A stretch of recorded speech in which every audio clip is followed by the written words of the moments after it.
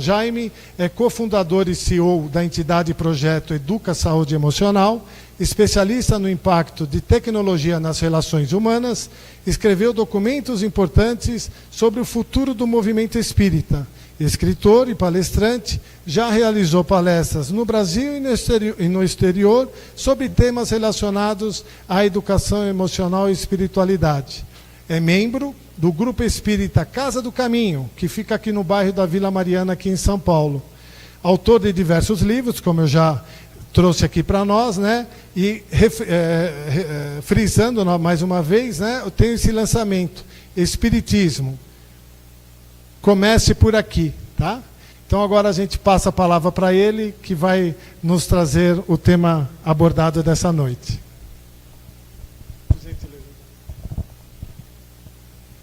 Boa noite a todos e a todas. Bom, chegou o nosso momento aqui de falarmos sobre esse tema tão maravilhoso que é a família, né? Eu tenho certeza que quem frequenta já a Casa Espírita há um tempo já deve ter ouvido várias abordagens sobre a família, mas talvez não necessariamente sobre os desafios da família na era digital. E a gente não precisa explicar muito para saber o quanto tem sido desafiador para a família conviver ou interpretar os sinais que a afetam por conta da transformação digital do mundo. E quando a gente fala em transformação digital, a gente fala não só dos mecanismos de comunicação que hoje são muito disseminados, mas de toda uma atividade digital que hoje está presente em todas as famílias. Se você não é impactado ainda por alguma tecnologia digital, é porque você está morando sozinho na selva. E talvez até você faça isso porque você não quer, porque lá também é possível acessar a tecnologia. A tecnologia é muito boa, ela sempre foi muito boa porque proporcionou a concretização da lei do progresso. O que nós não imaginávamos é que pela primeira vez, alguns avanços tecnológicos teriam um impacto profundo na convivência humana. Nós assistimos à invenção do avião a jato, ou do próprio Skype, ou chamadas de vídeo, que facilitaram bastante a comunicação. O próprio telefone, se a gente quiser ir um pouco atrás, que facilitou com que nós pudéssemos conversar com as pessoas, pudéssemos falar com quem está muito longe ou está presente por via do avião, por exemplo, que é muito mais rápido fazer mudanças continentais. E isso parece que era uma coisa muito boa para nós aquecermos o nosso coração. A tecnologia hoje digital que se encontra no nosso bolso, via de regra, por meio de um telefone celular, de um computador, mas geralmente no telefone celular, também teve um impacto de benefício profundo na sociedade. Mas o que nós não esperávamos é que no meio do caminho, o impacto que isso ia provocar na vida humana e na forma como nós nos conectamos, poderia ser devastador, porque nós não estávamos preparados para receber essa tecnologia.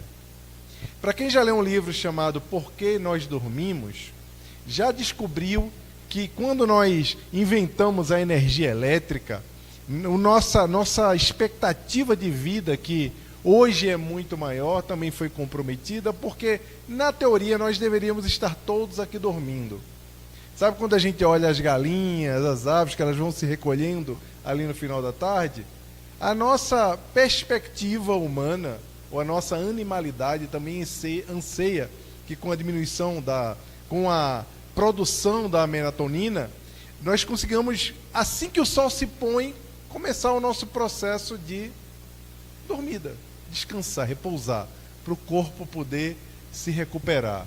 E óbvio que isso aqui proporcionou muita coisa. A energia elétrica não só proporcionou a possibilidade de estarmos aqui hoje e agora conversando, claro, teríamos lampiões e alguma coisa, talvez até fosse um pouco mais aconchegante, mas talvez não tivesse o microfone. E agora o microfone sem fio. Ou seja, a gente poderia passar a noite inteira aqui falando sobre como a tecnologia teve um impacto importante na vida do ser humano e o quanto isso foi mudando as nossas possibilidades de comunhão coletiva. Claro, quando a gente fala na invenção da energia elétrica e no aumento dessa nossa vigília, do tempo que nós permanecemos acordados, sabemos que isso também teve um impacto na nossa saúde mental. Não por acaso hoje, quando nós consumimos um avalanche de conteúdo, quando nós somos submetidos a uma série de informações, essas informações que nos chegam o tempo todo, a todo momento, também são mais difíceis de serem processadas pelo nosso cérebro. Mas até então, se falava que o nosso cérebro, nós usávamos quantos por cento dele, Jurandir? 10%, né? 10%. Então tem 90% ainda para a gente processar. Mas ninguém nunca falou do percentual de emoções que o nosso coração é capaz de suportar. E tanto de informação e desinformação, e todo o conteúdo que é derramado na nossa vida no dia a dia, provocam emoções diversas. Emoções que não necessariamente são boas. E emoções que o nosso coração, pequenininho, muitas vezes, não estava preparado para lidar com tudo isso. O nosso coração, as nossas emoções, não conseguem processar um ritmo tão intenso de emoções, que no filme a gente é capaz muitas vezes de chorar e de sorrir. A gente vê uma série como This Is Us, não sei se vocês já assistiram, que é uma série que fala sobre uma conexão familiar profunda, com temas assim que são dolorosos, e a gente vai assistindo e vai pensando, em cada capítulo você pensa que vai ser o teu último, que você vai desistir. Um belo dia chegou no dia que eu parei de assistir a série. Falei para minha esposa, eu não dou conta mais. Tenho que parar por aqui. Depois a gente volta a assistir. Porque o coração já não suportava ver todo aquele drama se desenrolando e se conectando também com as minhas memórias mais remotas familiares. Eu sei que talvez se eu não estivesse recebendo um maremoto de informações no meu celular todos os dias, eu não tivesse que tomar decisões e não tivesse sendo impactado por informação, desinformação, por muitas vezes conteúdos inúteis e informações inúteis, talvez o meu coração estivesse mais preparado para suportar uma série, por exemplo. E olha, hoje em dia tem uma coisa que pouca gente pode fazer por cada um de nós. Nós precisamos sim cuidar da nossa saúde física. É importante cuidar do nosso corpo, porque ele é fantástico. Quem aqui é do meio médico sabe, toda vez que a gente descobre uma coisa do mecanismo físico, a gente vai entendendo a grandiosidade divina. E é impossível você começar a entender, não só quando a gente fala na gestação, na criação, no crescimento do ser humano, mas quando você vai entendendo os mecanismos que formam a vida humana e como tudo funciona perfeitamente, você não encontrar Deus nos milímetros detalhes dentro de nós mesmos. É impressionante como o próprio avanço da tecnologia e as hipóteses que são criadas a partir dessa tecnologia fazem com que nós encontremos a Deus o tempo inteiro. Em A Caminho da Luz, Emmanuel nos relata que os espíritos que governam a nossa galáxia se reuniram 2 vezes, talvez agora já tenham se reunido a 3ª vez, porque no final do livro ele fala que teria a 3ª reunião. E essa segunda vez, e essa primeira vez, foi quando se formou a Terra, se formaram os planetas, quando a Terra se descolou da nebulosa solar do nosso sistema, da nossa chamada Via Láctea.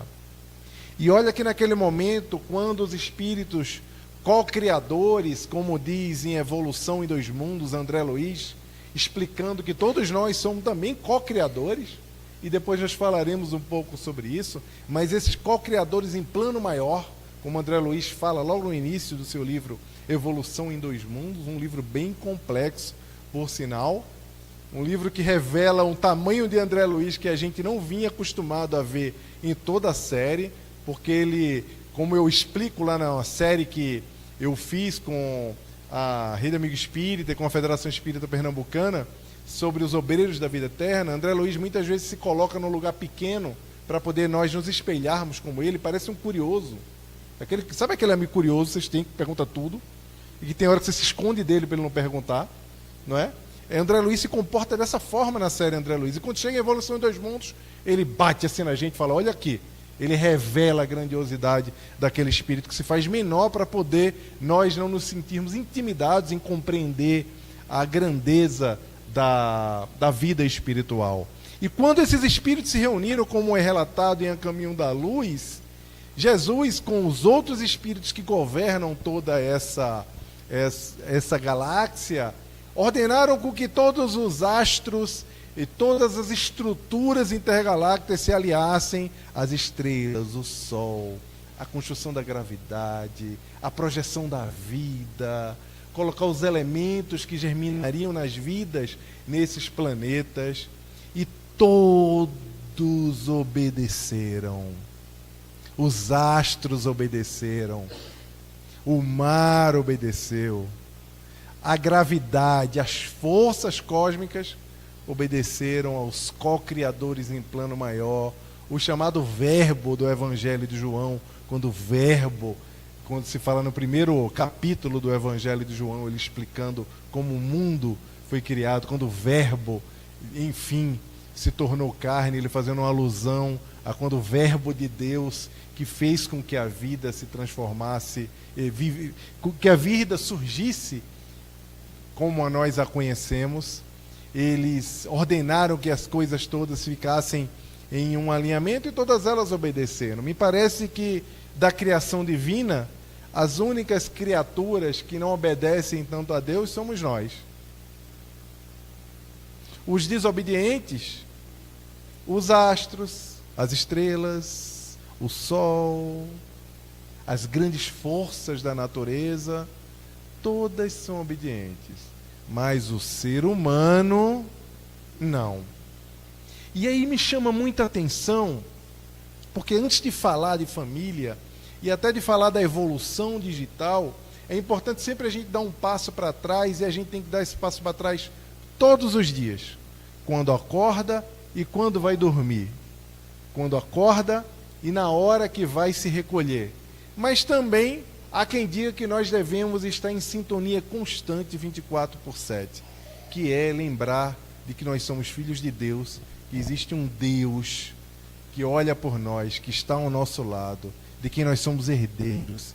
E essa conexão, essa adoração, esse contato com o sagrado e com o divino é muito importante, mas infelizmente nós só lembramos em momentos particulares na nossa vida.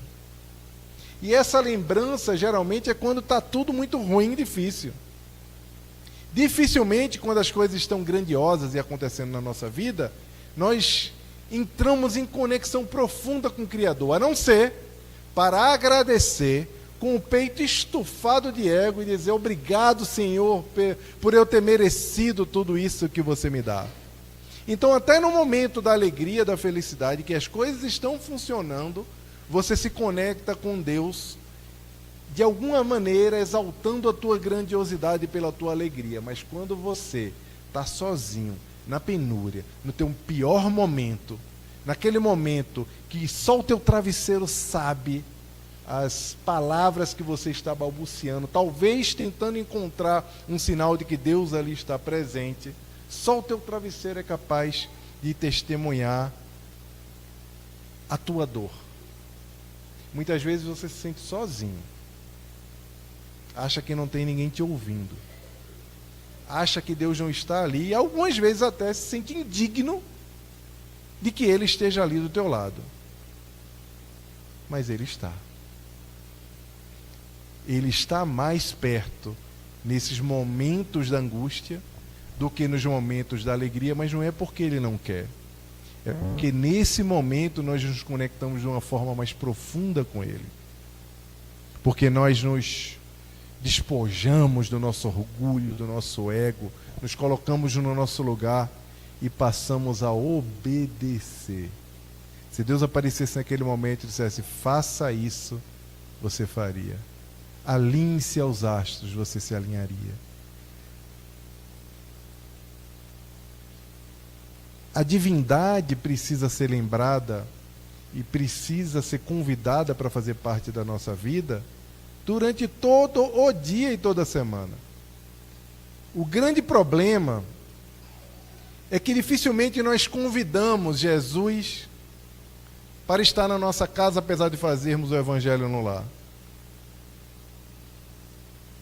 Dificilmente, quando nós estamos em atividade digital, com o WhatsApp na mão, vendo aquele grupo lá político, discutindo política, discutindo coisas que não fazem o mínimo sentido algumas vezes, e nós esquecemos que o nosso comportamento, a nossa presença ali deveria ser a presença do Cristo.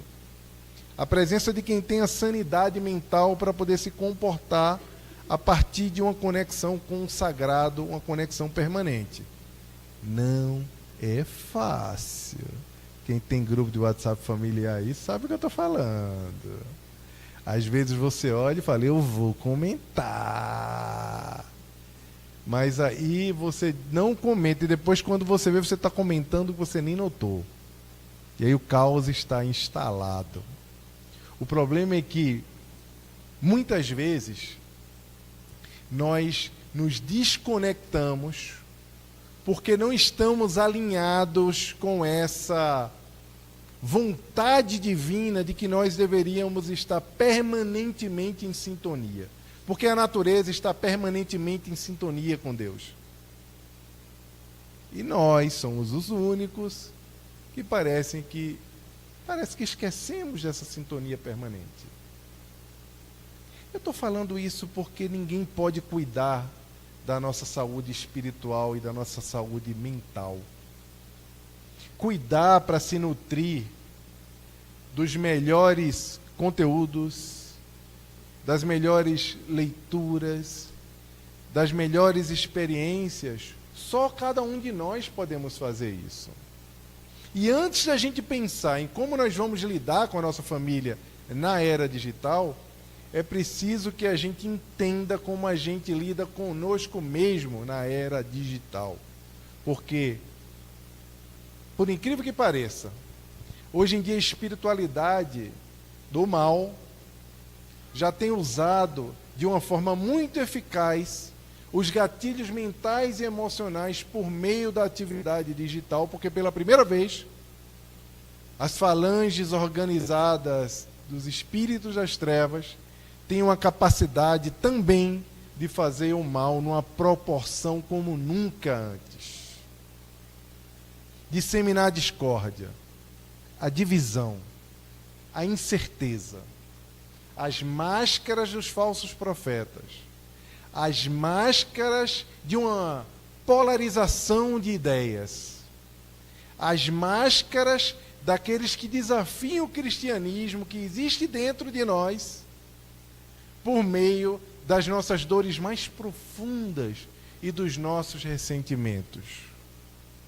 Por isso que nós temos que vigiar o tempo inteiro e lembrar que não é só a sua esposa, o seu esposo que pode abrir o seu WhatsApp, não. Deus sabe o que tem lá dentro. Deus está vendo o que tem no seu celular.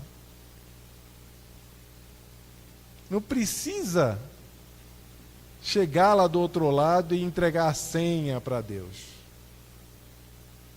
Porque se entregar, talvez desça todo mundo, né? Ninguém fica lá, né? Não é? Mas esse autoconhecimento, essa percepção de quem nós somos e do que nós queremos ser, é preciso ser visitada, principalmente, por um ensinamento que tem no Livro dos Espíritos, que é um ensinamento que muitas vezes passa de uma forma técnica na nossa mente, que é onde está escrita a lei de Deus. Se eu perguntar aqui, 90% das pessoas vão dizer onde é que está escrita a lei de Deus. E ainda vão dizer qual é a pergunta do Livro dos Espíritos, que eu nem estou lembrado agora. Se eu parar para lembrar, eu perco o pio da meada. E ainda vão dizer que tem a nota de rodapé, e vão explicar porque a lei de Deus está escrita na consciência do homem. Se a lei de Deus, que é infinito, que governa os astros, os universos, as galáxias, o cosmo, está escrita nessa cabecinha limitada aqui, eu preciso fazer um esforço ilimitado para compreender o que essa mensagem quer dizer para cada um de nós. Porque como é que vai caber nesse pergaminho aqui, redondo, limitado, uma lei infinita que governa tudo e a todos pela eternidade? Obviamente, a única reflexão possível, a única hipótese que nós precisamos, que nós conseguimos chegar a partir dessa instrução dos Espíritos, é que a lei de Deus está escrita na nossa consciência, na consciência de cada um, porque dentro de cada um de nós existe o germe, o sêmen do Cristo, do Espírito que um dia que seremos, do Espírito evoluído, que entenderá e compreenderá todas as estruturas da lei divina. Então, quando a semente dessa lei, que está depositada na nossa limitação de seres limitados, é vista como um potencial de quem nós seremos, nós podemos compreender como essa lei imensa cabe dentro de nós, mas nós precisamos saber o que fazer com ela. E a única coisa que nós podemos fazer agora, aqui nesse plano, é usar. Se você tem juízo, use. Não tem isso, né? Você tem juízo, use o seu juízo. E quando a lei de consciência bate na nossa rotina, nós precisamos ouvi-la e obedecê-la, porque é nesse momento que Deus está dizendo para nós: alinhe-se. Sabe quando ele falou para os astros? É por meio da nossa consciência que ele fala: fica aqui em fileira ali, não faz isso. Mas a gente desobedece. Então o melhor caminho hoje, seguindo a consciência, desenvolvendo o pensamento crítico e cuidando da nossa saúde mental.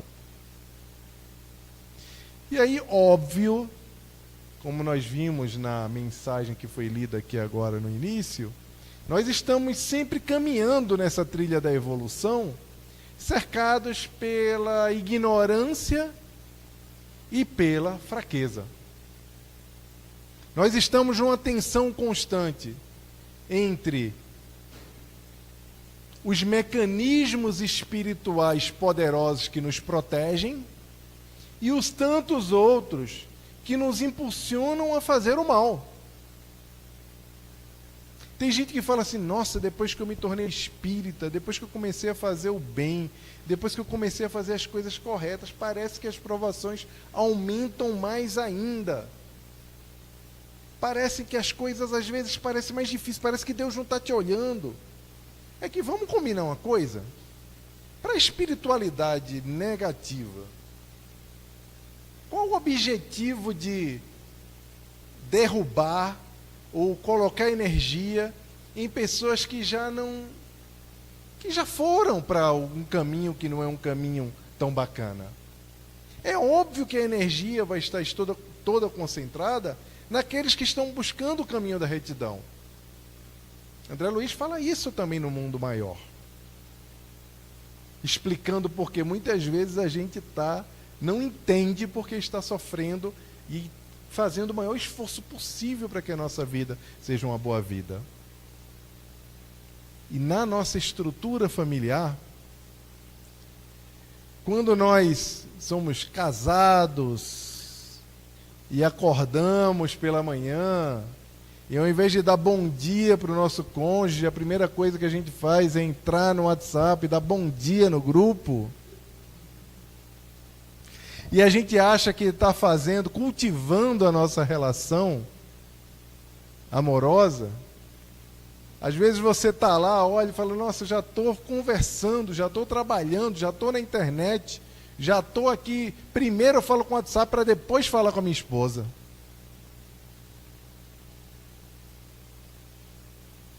Às vezes a gente esquece que existe uma invasão na nossa casa, que é a invasão digital, que também vai impactar na forma como nós estamos conectados com as pessoas que estão presentes. Nunca se ouviu falar de tanta capacidade de conexão entre os seres humanos e, ao mesmo tempo, as pessoas tão distantes. As pessoas dentro da mesma casa, mas, ao mesmo tempo, tão longe uma da outra. Na própria pandemia, foi muito curioso, porque houve muita separação, porque os casais não conviviam mais, porque estavam trabalhando, quando chegavam, iam para televisão ou estavam no celular, então quase não tinha convivência. Então a convivência artificial gerava uma instabilidade artificial. Quando você se viu sem muitas possibilidades, você precisou conviver, a pessoa olhou para o lado e falou: eu vivo com um estranho, não conheço mais essa pessoa. Isso aconteceu também com filhos. Teve gente que falou: nossa, ele come tanto, né? Descobriu que o filho comia. Ele come. Aconteceu isso direto com a gente lá. Eu trabalho com educação, vários pais, os donos de escola, relatando para a gente que os pais estavam descobrindo que os filhos comiam muito. Alguns não sabiam nem o que o filho gostava de comer. Nos relacionamentos afetivos, que é a base da família, muita gente acredita que a base da família são os filhos. E acabam mantendo as relações com uma pirâmide invertida. Porque a base é o casal e os filhos partem daquela base, daquele fundamento, para poder se forjarem em pessoas fortes. E algumas vezes o casal se desconecta por conta dessa invasão digital e não consegue sair desse emaranhado, dessas armadilhas que acontecem dentro das nossas casas sem que nós percebamos.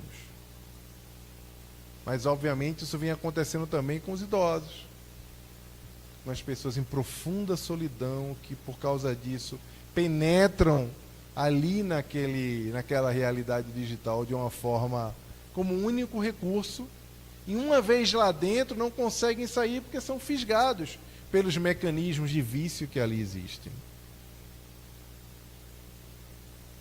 E ao invés de receberem o amor da família, a nutrição emocional humana, recebem qualquer coisa que venha ali dentro do WhatsApp ou de qualquer outro recurso tecnológico que eles usam, que agora seria bom se fosse só conversa, que agora existe uma outra onda de pessoas viciadas em jogos, por meio do descontrole que está acontecendo com as apostas online, que tem devastado famílias, que tem feito crianças e jovens adoecerem prematuramente, emocionalmente, por causa do jogo, levando a uma devastação espiritual e moral sem precedentes, e utilizado pelas trevas também. Nós precisamos estar atentos a essas invasões silenciosas que aportam dentro da nossa casa. Nós vivemos uma geração de pais que são extremamente rigorosos em liberar os filhos para sair sozinho em casa, ir ao supermercado, ou ir. Antigamente os pais a gente pediam, né? Vai comprar um negócio ali, menino, né? Eu acho que o pai ficava esperando, que eu vejo minha filha tem 2 anos e meio. O dia que ela foi pegar uma coisa para mim, eu falei: tá começando a dar retorno. Eu não levantei do sofá, né? Eu ficava lembrando, eu esperei tanto por isso, 2 anos e meio eu esperei para ela ir pegar. Filha, vai pegar. Sei lá o que eu pedi para ela, foi lá, pegou, aqui, papai. Eu digo: nossa, olha, eu fiquei encantado. Antigamente o pai dizia: vai lá na venda, vai lá na padaria, né? Eu lembro que nós somos filhos de 3 irmãos e no sábado todo um filho ia para a feira com minha mãe e com meu pai. E aí, quando chegava a uma determinada idade e o mais novo podia substituir o mais velho, tinha passagem de bastão. Dizia: agora é a tua vez, amanhã é você. E você se livrava daquele trabalho, que era de acordar cedo, no sábado, para ir para a feira. Os filhos tinham mais liberdade. Agora acontece o contrário. Os filhos não têm liberdade na rua, mas, curiosamente, dentro de casa eles têm toda a liberdade do mundo para ficar dentro dos computadores, dos celulares e dos jogos, e os pais não têm ideia do que acontece ali dentro. A chamada geração do quarto, ou geração ansiosa, uma geração que vive extremamente conectada, online, que nos parece que inocentemente estão consumindo as melhores coisas do mundo, ou que estão só jogando e se divertindo, e na verdade, muitas vezes estão sendo vítimas, algumas vezes de criminosos digitais, outras vezes de empresas que projetam as suas tecnologias para que essas crianças fiquem o máximo de tempo possível ali conectadas e online. E aí tem a ilusão, a ingenuidade de acreditar que estão vivendo uma vida olhando pela tela do celular. Não sei se vocês têm ido a museu e a show, as pessoas ficam vendo o show, o artista aqui, a pessoa fica vendo aqui o show. Ó. Você vai no museu, a pessoa quer tirar uma selfie, mas não quer observar a obra. Isso não é um discurso anti-tecnologia, é um discurso anti-insanidade. Porque nós não aproveitamos mais o momento. Você vai no restaurante, teve um dia que eu fui no restaurante, o prato estava bonito, quando eu peguei a mão e ia comer, me chamou, opa! Espera que eu vou tirar uma foto para postar. A experiência, o mostrar, o parecer, parece ser maior do que o ser. E nós vamos nos perdendo nessa expectativa de mostrar uma vida aparente, deixando de viver a essência do que é estar com o outro, do que é aproveitar a vida com as pessoas que são mais importantes para a nossa vida, que são os nossos familiares. Não é à toa que nós nascemos na mesma família. A reencarnação não erra de endereço. É um título, inclusive, do capítulo Espiritismo comece por aqui. Ela nunca erra. Eu sei que tem gente na família que a gente já acerta. Vamos fazer as pazes aqui para a gente não voltar na próxima vida. É melhor, vamos resolver? A gente já acerta agora. Porque se voltar, não vai dar certo, rapaz. É melhor a gente resolver. Vamos ficar de boa, na aparência? Vamos ficar de boa? Vamos resolver aqui para não voltar? Mas agora, nós estamos há um tempo já recebendo espíritos que vêm de outras congregações, de outros planetas, de outras esferas, que já chegam sem qualquer relação, inclusive, com as famílias. Espíritos que vêm participar do processo de transição planetária e que contam com o nosso discernimento, com a nossa educação, para poder ajudar a humanidade a impulsionar a sua escalada evolutiva. Nem sempre aqueles espíritos que estão por perto, que são simpáticos, e obviamente eles nos escolheram e nós os escolhemos por afinidade, são desafetos do passado que estão ali para acerto de contas. É óbvio, quando o nosso filho vai nascer, eu fiquei pensando, eu digo, nossa, quem está vindo aí? Sabe quando a gente olha, quem é que está vindo ali? Porque parece que tem uns filhos que vêm para barbarizar, né? A minha filha mesmo, ela é intensa, ela parece que tem 5 espíritos naquele corpo. Ela tem 2 anos e meio, mas olha, agora mesmo eu estava olhando na câmera, eu estava mostrando para o Luiz, ela estava pulando no sofá. Né? Depois da escola o dia inteiro, mas estava pulando e está doente. Ou seja, os espíritos, né? Parece que vem com intensidade enorme. Mas, gente, se nem todos são desafetos e nem todos têm relações, mas às vezes nós somos sorteados. E às vezes vêm aqueles espíritos que precisam acertar contas conosco, muitas vezes espíritos que nós mesmos contribuímos para que ele se tornasse aquele ser humano que a gente não tem tanta simpatia. E muitas vezes esse ser humano somos nós. Porque é comum que a gente, quando olha a nossa família, nós olhamos sempre com a bondade para os nossos atos e a crítica para quem está ao redor. E digo o evangelho no lar, quando eu fazer o evangelho no lar, se não fizeram o evangelho no lar, quando abre a mensagem, aí tem alguém que olha assim e fala... aí já ri, só tem 2 pessoas. Você está fazendo o evangelho no lar, outra riu, quando abriu, riu para quem? Falou que era para você a mensagem, né? A mensagem nunca é para a pessoa mesmo, é para o outro. Então, óbvio que nós temos ali contas e questões para acertar. Muitas delas, questões que nós mesmos criamos e não necessariamente situações de reencarnações passadas, mas sim vícios, incapacidades nossas de vivermos em sociedade. Algumas vezes, hoje, influenciados pela nossa própria atividade digital. O maior desafio da família hoje é equilibrar essas três coisas.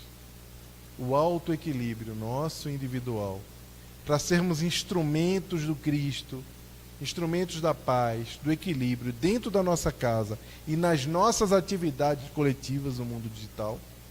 O segundo, nas relações um a um, o respeito pelo diferente, o respeito às diferenças, o respeito a quem pensa diferente, o respeito a quem é diferente, o respeito a quem escolheu caminhos que são caminhos que nós muitas vezes não compreendemos direito, mas que nós temos que dar dignidade humana para aquela pessoa, escolher aquele caminho e lidar com as próprias consequências. E algumas vezes eles estão até certos e nós estamos errados, nós que não conseguimos ainda compreender, e o esforço necessário para nós não desperdiçarmos a nossa vida olhando para a tela de um celular ou de um computador. André Luiz, em Obreiros da Vida Eterna, conversando com o irmão Jerônimo, assistente Jerônimo, diz que 40% do tempo da nossa encarnação é perdido em conversa boba. Ou, no português claro, jogando conversa fora. 40%. E naquela época não existia internet. Se 40% da nossa encarnação é desperdiçada com conversa mole, sem WhatsApp, eu estimo que hoje em dia, pelo menos, a gente está vivendo 10% do tempo que a gente deveria viver. Percebem que se a gente veio para esse mundo, para conviver, para por meio das relações sociais, a gente alcançar a nossa evolução, o nosso destino. E se nós não estamos fazendo isso porque estamos ocupados demais no jogo do tigrinho, ocupados demais olhando tretas políticas no Facebook, em qualquer outra rede, estamos desperdiçando a utilidade da nossa vida? Na mensagem que foi lida aqui, Emmanuel diz que o outro próximo é o nosso caminho para alcançar a Deus. Ninguém pode amar a Deus e odiar ou aborrecer o seu próximo. Nós só conseguimos alcançar a compreensão de Deus ou a magnitude da nossa relação com o Criador por meio do contato com o outro. Não adianta, quando a pessoa procura a gente em sofrimento, a gente dizer que Deus lhe acompanhe. Já pensou alguém chegar no Anitta Brisa e você dizer, pô, Deus vai olhar por você e não dar um prato de comida? Já pensou quando alguém está no processo de separação, está numa dor profunda, pensando um monte de bobagem, e você chega para a pessoa e fala, fique tranquilo, Deus vai resolver. A pessoa procurou você.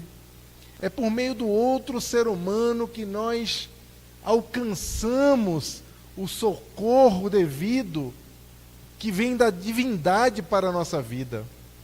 É pelos nossos braços, pelas nossas potências espirituais, que muitas vezes o Criador se manifesta. Por quê? Lembra quando eu falei que nós somos co-criadores? Somos co-criadores em plano menor. E Deus espera que os co-criadores em plano menor, os co-criadores pequenininhos, também façam a sua parte para que a sua palavra, para que a sua lei se manifeste aqui nesse plano. Dentro da nossa família, dos nossos lares, ou na sociedade como um todo. Mas em especial dentro de casa. Porque dentro de casa é onde as pessoas se magoam mais. Dentro de casa, onde tem o maior depósito de amor, é onde as decepções e as cicatrizes, as dores são mais profundas quando elas acontecem. E, obviamente, por causa disso, nós somos muitas vezes tão intolerantes. Nós somos tão intransigentes nas nossas relações com aqueles que estão tão próximos de nós. Mas deveríamos, antes de sermos intransigentes, antes de sermos tão duros e esperar tanto amor dos outros, lembrar dos ensinamentos de Jesus e lembrar do que Ele espera de cada um de nós. O amar ao próximo, quando a gente escuta como se fosse uma idealização, ou como se fosse uma coisa muito distante, quando nós nos conectamos profundamente com Deus, passa a ser uma realidade, porque você passa a olhar o caminho do outro e a ação do outro, mesmo que ruim, como uma ação de ignorância que não vai te afetar. Emmanuel nos diz que a mente é o espelho da vida em toda parte, no livro Pensamento e Vida. Tudo que aquilo que nós enxergamos no outro é porque carregamos dentro de nós também. E se carregamos dentro de nós, não temos o direito de julgar, de olhar o outro com uma diminuição do tamanho, ou da envergadura, ou da potência que aquela pessoa tem de ser igual, melhor que nós, ou melhor do que muita gente que está aqui nesse mundo. Só que nós precisamos elaborar o nosso olhar de bondade. Porque quanto mais enxergarmos a bondade no mundo, mais a bondade estará habitada na nossa mente também. E isso não é ser ingênuo. Isso é olhar o mal e não permitir que o mal nos afete, que ele nos alcance. Não é fácil, mas nós já sabemos o caminho. E o caminho está em consultar o nosso potencial crístico que está desenhado, está depositado na nossa mente, que é o poder da consciência. Os desafios diante dessas mudanças digitais são enormes. Mas o caminho nós já sabemos qual é. Não há novidade para nenhum de nós. O caminho, a verdade e a vida é Ele. É o Cristo. Mas para nós alcançá-los, nós precisamos nos despojar ou esquecer a forma como nós enxergamos Jesus apenas como modelo e guia, como uma leitura no centro espírita, uma leitura para dormir. E ele precisa passar a viver dentro de nós, precisa passar a expressar aquilo que nós somos. E conectados com Deus em profundidade no nosso coração, nós passaremos a olhar o mundo com outra perspectiva, e o mundo também nos olhará de uma forma diferente.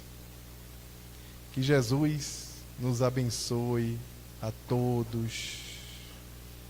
Cuidado com o WhatsApp de vocês, que Deus está vendo. Deus é hacker. Ele sabe cada coisa que vocês estão fazendo. E abandone a ideia do Deus Amazon. Aquele que tudo que você quer, você fica pedindo e quer que chegue amanhã. Porque a melhor forma de nós honrarmos a Deus foi ensinada por Jesus. E está no Pai Nosso. E talvez nós já tenhamos falado centenas de vezes, que seja feita a sua vontade. Então honre o Pai Nosso na sua vida, e que a vontade dele seja maior do que a nossa vontade. Muita paz e parabéns ao 3 de outubro, e nos veremos em breve, gente. Um abraço para todos vocês.